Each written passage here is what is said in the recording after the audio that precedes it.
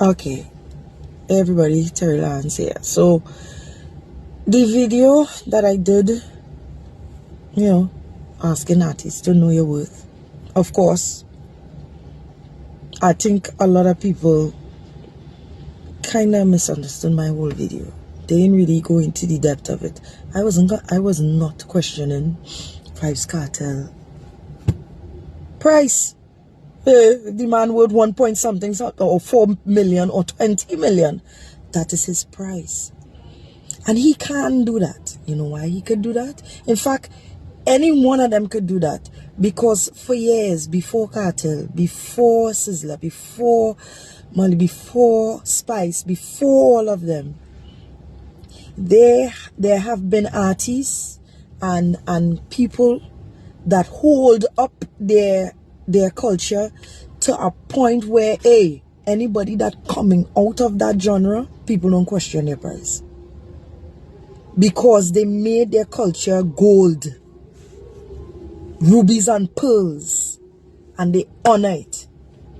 Now, knowing your worth is not just your price. Knowing your worth is knowing your culture and how much your culture worth. In order to get our calypso and soca to where it's supposed to be, we have to love it ourselves. We have to know our own worth. We can't want to just give people price and we're not even putting in the respect and honoring what is ours. When a Jamaican stand up with their music, they stand up with their music. When a Jamaican stand up with the food, with the accent, with everything. And I admire that to the core. To some Trinidadians, as they get a passport, they even clear customs yet, but you have a American accent. Hello, do you know where I can get a cab? Come on. Hence the reason why people will still be asking me if Trinidad and Tobago is part of Jamaica. It's because we do not hold on to our identity. Holding on to your identity helps with culture. It might seem like the accent have nothing to do. It helps, trust me. Every single thing have a part to play. John Public artists, we can't do it alone.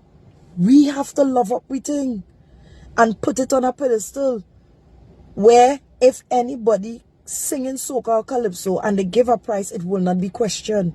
Because let us be real, there are artists out here, not from Trinidad and Tobago, that maybe have one hit, but yet they could call 40,000. You know why? Because the music, the culture has been marketed as royalty for so long that anybody that comes singing that type of music, they don't question the price.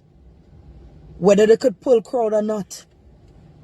They don't question the price. Whether they could perform or not, they don't question the price. But in order for our price not to be questioned and respected, and for our business to be respected, and the calypso and soca to be respected to the core, we ourselves as Trinidad and Tobagonians have to respect it ourselves and love it and honor it and start to watch it as gold, as royalty. You understand? I have 4 crowns. Right now, I am the reigning calypso queen of the Caribbean. Nobody don't care about that. I was watching my crowns at home, like in me catching dust. It don't mean anything because we don't even put calypso on a pedestal like how Jamaica will put reggae on a pedestal.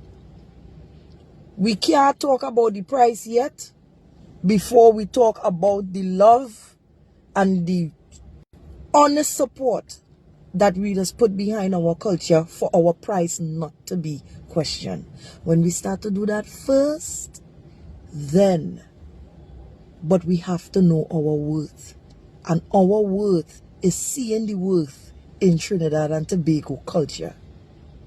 That is our worth. Then nobody is going to call us and tell us what they're offering. People right here in Trinidad just tell me what they want to offer me. Hey, we were here for so and so, we offering. That is not how business go. You understand? We have to push calypso as the forefront and push our soca and push the other things that creates and help and strengthens it. That is why one of the reasons why I love Lady Lava so fucking much. Sorry for cursing. It's because that girl that sing dancehall with Trini accent. Watch now.